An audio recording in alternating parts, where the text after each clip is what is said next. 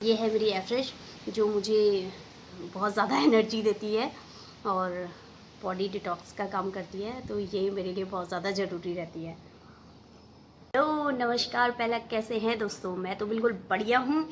तो आज आप लोग सोच रहे होंगे बैकग्राउंड भी चेंज है और आज कहाँ जाने वाले हैं। तो बैकग्राउंड चेंज के लिए मैं आप लोगों को बता दूं कि आज मैं आराम से बरामदे में बैठ के वीडियो बना रही हूँ और आज मैं कुछ काम नहीं करने वाली हूँ, ना कहीं जाएंगे, ना काम करेंगे, ना कोई रेसिपी ट्राई करेंगे, कुछ भी नहीं। बस आज हम बातें करेंगे और एक बहुत ही अनमोल चीज़ जो मेरे दिल के बहुत ज़्यादा करीब है, मैं वो आपको दिखाऊंगी। जो लोग मुझे नहीं जानते मैं उनको बता दूँ, मेरा नाम बीना चौहान है और मैं देवभूमि उत्तराखंड से हूँ। हमारे उत्तराखंड में कुमाऊँ मंडल का प्रवेश द्वार है हल्द्वानी, तो मैं हल्द्वानी से हूँ। काफ़ी लोगों ने मुझसे पूछा कि भाई ब्लॉग बनाने का आइडिया कैसे आ रहा है, क्या कर रहे हो, मतलब दिन भर का काम दिखाते रहते हो, बस हो गया, कुछ और तो करते नहीं हो। एक गृहिणी का जो काम होता है घर में बच्चों के आसपास, बस वही सब घूमता रहता है। बाकी हम लोगों का काम क्या होता है कि सामान वगैरह लेना है तो मार्केट चले गए, अगर मायके में कुछ काम है, उनका कुछ काम है तो वो कर दिया, बच्चों के लिए कुछ लेना है वो चले गए, और लाइट के बिल, पानी के बिल, यही सारी चीज़ें, मतलब इन्हीं सब के बीच में हमारी ज़िंदगी शुरू और ख़त्म कब हो जाती है हम लोगों को पता ही नहीं चलता है। तो बस मैं भी वही सब करती रहती हूँ अपनी खुशी के लिए। बस ये सारी चीज़ें रिकॉर्ड करके थोड़ा बहुत जितना हो सकता है उतना एडिट करके मैं डाल देती हूँ यूट्यूब पे। पहले ब्लॉग का जो ख्याल है, काफ़ी लोग जैसे पूछते हैं कि ब्लॉग बनाने का ख्याल कैसे आ रहा है, तो ब्लॉग बनाने का ख्याल तो बहुत पहले से था कि हाँ कुछ ऐसा करेंगे, लेकिन क्या, कैसे, कहाँ से शुरुआत करेंगे ये कुछ पता नहीं था। तो जब छोटे वाले बेटे का एडमिशन किया नैनीताल में, तो राज बोला मम्मा वीडियो बना के लाना, वीडियो बना के लाना। आधा नैनीताल निकल गया मुझसे, तो वीडियो ही नहीं बनी, मुझे ध्यान ही नहीं रहा। तो फिर उसके बाद राज का कॉल आता है मेरे पास कि मम्मा वीडियो बना रहे हो या नहीं। अरे यार वो तो मैं भूल गई। तो अगर वीडियो नहीं बनाया ना तो घर मत आना। मैं गेट नहीं खोलूँगा। तो अब राज ठीक है, बच्चों का दिल रखने के लिए मुझसे जितना भी शूट हो पाया मैं वीडियो बना के ले आई, राज ने एडिट करी और हमने पोस्ट कर दिया। फिर उसके बाद धीरे धीरे करके मैं जो भी काम करती थी मैं उसकी वीडियो बना देती थी और राज को दे देती थी। तो मुश्किल से 2-3 वीडियो के बाद राज ने बोल दिया कि अब एडिट करना सीख लो। 2-3 वीडियो के बाद क्या होता है कि राज ने वीडियो एडिट करना छोड़ दिया। अब जो भी मतलब शुभचिंतक होते हैं वो मुझसे फ़ोन करके, मैसेज करके, भाई क्या बात आपकी वीडियो नहीं आ रही है, क्या बात आपकी वीडियो नहीं आ रही है। तो मैं राज से बोलूँ राज बना दे प्लीज़, एडिट कर दे, एडिट कर दे। तो राज एडिट करने के लिए तैयार नहीं है। फिर थोड़ा बहुत उसने मुझे सिखाया कि ऐसे ऐसे करते हैं, खुद कर लो। अब मुझे तो आए ही ना, तो बड़ी मुश्किल से फिर मैंने कोशिश करी जितना हुआ। फिर रात के, पहली बार मुझे याद है जब मैंने वीडियो एडिट करी थी तो मैंने रात के 2 बजे तक का मैं उसमें लगी रही, ख़राब हो रहा है, फिर सही कर रही हूँ, फिर मतलब नहीं हो रहा था मुझसे। फिर रात को 2 बजे तक का मैंने एडिट करी और उसके बाद मुझे गुस्सा आ गया, मैंने कहा जैसा भी है रहने दो। फिर सुबह को राज को दिखाई, मैंने कहा कैसी लग रही है, ये मैंने रात को एडिट करी थी। तो राज बड़ा खुश हुआ, मम्मा हाँ अच्छी बनी है, पहली बार कोशिश बहुत अच्छी करी है, तो आगे को ट्राई करते रहना। भाई उसके बाद तो राज ने मतलब एडिट करना ही छोड़ दिया कि मम्मा खुद कर लो, खुद कर लो। तो जितना हो सकता है, जैसा हो सकता है, मैं खुद ही एडिटिंग में लगी रहती हूँ।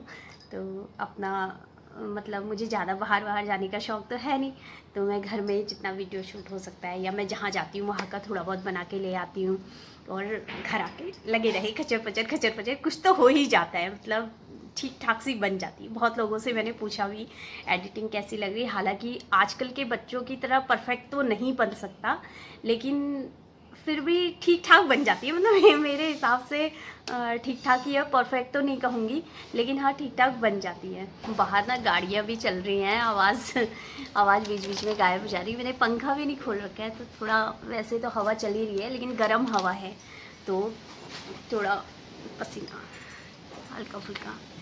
मैं अपनी दिनचर्या आप लोगों के साथ शेयर करती हूँ, काफ़ी लोगों को पसंद भी आती है।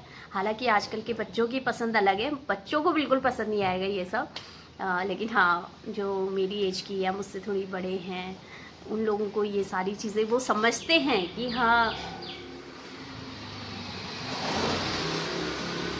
वो लोग समझते हैं कि हाँ भाई, मतलब इतने कामों के बीच में भी अगर वीडियो बना रहे हैं, खुश होते हैं। काफ़ी लोग हैं मेरे परिचित इतने हैं, वो लोग मतलब बहुत खुश होते हैं कि हमें बहुत ज़्यादा खुशी है, और बगैर कहे वो लोग शेयर करते हैं। तो अच्छा लगता है कि सब लोग इतना सपोर्ट कर रहे हैं।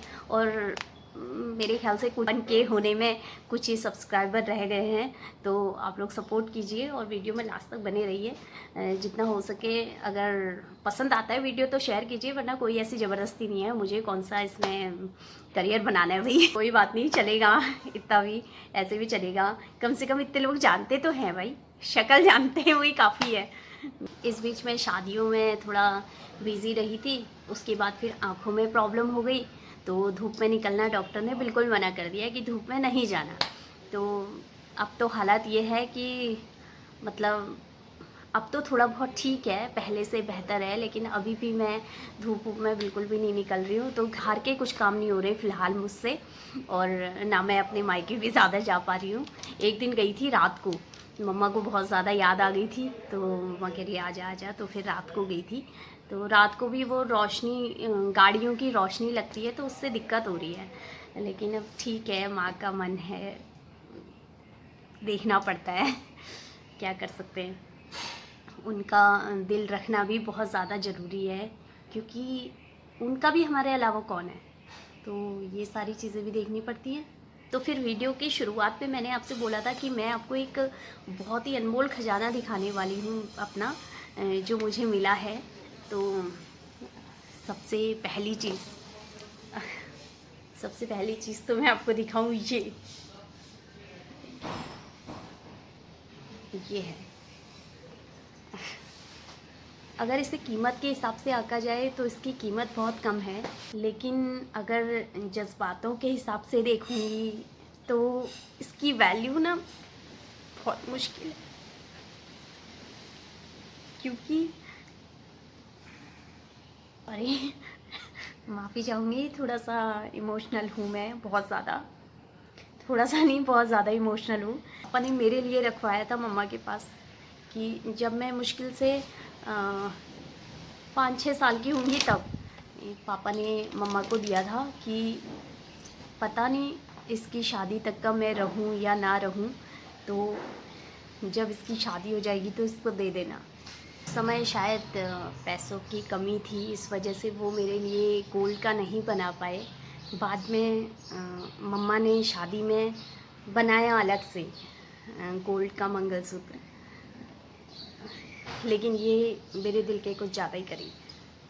इसमें पापा का आशीर्वाद, उनका प्यार,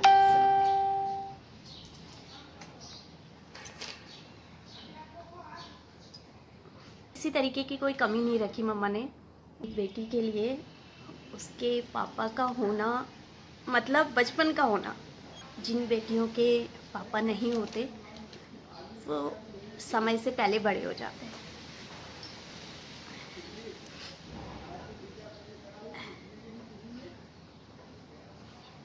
खैर छोड़िए, मैं आपको दिखाती हूँ अब दूसरी चीज़। दूसरी चीज़ वैसे अब देखने को तो बहुत कम मिलती है, बहुत ही कम, लेकिन हाँ जो कुमाऊनी गाने वगैरह होते हैं उन सब में देखने को मिल ही जाती है। कहीं ना कहीं कुमाऊनी गानों में हमारी परंपरा, हमारी वेशभूषा अभी भी ज़िंदा रही है उनसे। तो दूसरा मैं आपको दिखाती हूँ, दूसरा है ये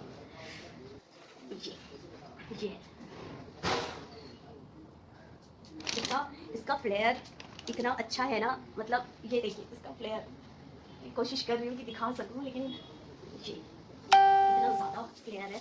तो बोलते हैं कि इसको बोलते हैं घाघरी, घाघरी। तो 7 मीटर 9 मीटर की बनती थी ये, तो लेकिन ये कुछ इस तरीके से किस्मत खराब कि ये ना मुझे आता ही नहीं है, बस ये इतना ही हो रहा है, थोड़ा सा कम रह गया है, तो और पतला होना पड़ेगा मुझे इसे पहनने के लिए। तो ये कुछ ऐसा है। और ये इसमें जो कूटा लगा हुआ था ये बिल्कुल ख़राब हो गया है, इसका कलर भी फेड हो गया है। तो अब मैं आपको बताऊं कि ये स्पेशल क्यों है, क्योंकि ये घाघरा मेरी दादी का है। और इस बार हम लोग गाँव गए थे ना, तो ये पापा जी ने, मतलब ये मेरे पापा जी ने किसी को दिया ही नहीं। दादी ने ये नया बनवाया था और वो पहन नहीं पाई उससे पहले ही। चलो जो भी है, तो पापा जी को इससे मतलब इतना ज़्यादा लगाव था कि मम्मा का है, मेरी माता जी का है करके उनको इतना लगाव था कि ये उन्होंने किसी को दिया ही नहीं। मतलब उनकी चाची वाची और उनकी मामी लोगों ने, उनकी मामी मम्मी काफ़ी लोगों ने मांगने की कोशिश करी, लेकिन पापा जी ने ये उनको नहीं दिया।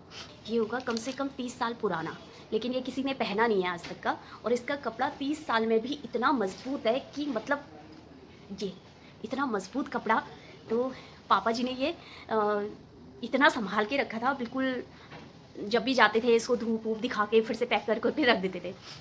तो इस बार मैं गई तो मेरी नज़र पड़ गई, मैंने कहा अरे वाह ये तो स्कर्ट के मतलब का अच्छा है। तो मैंने बोला यार ये तो बहुत अच्छा लग रहा है। तो मम्मा से बोला, डरते डरते, आज तक का मम्मा से कुछ ऐसा बोला ही नहीं था, मतलब आज तक का मम्मा से मांगा ही नहीं था। तो मम्मा से बोला कि मम्मा दे दो। तो मम्मा ये मैं ले लूँ, लेकिन 2 भाभियाँ भी हैं और मैं भी हूँ, तो मम्मी किसको दे। तो लेकिन भाभी तो 2 थी और मैं अकेली थी, तो इसलिए ये मुझे मिल गया क्योंकि इसका आधा आधा तो कर नहीं सकते, भाभियों को बांट तो सकते नहीं है, तो इसलिए ये मुझे मिल गया। तो दादी का आशीर्वाद, दादी का प्यार और पापा जी का प्यार सब है इसमें। लेकिन ये मुझे अभी आ नहीं रहा है फिट।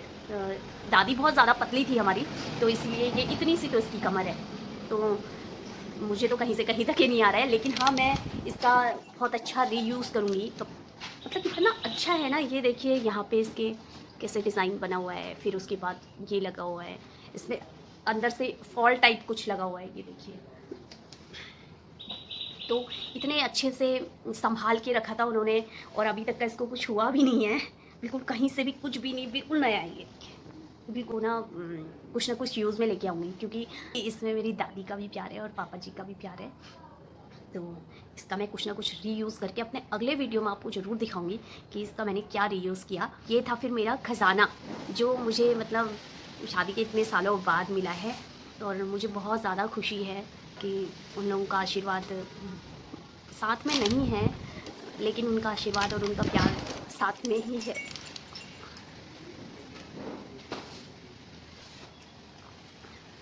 तो मेरी एवरेज भी ख़त्म होने वाली है और बकबक भी बहुत ज़्यादा हो गई, बहुत बोर कर लिया मैंने। तो अब ज़्यादा बोर होने का मन हो तो अगले वीडियो में आइए, मिलते हैं अब अगले वीडियो में। तब तक आप अपना ख्याल रखिए, खुश रहिए। एवरेज।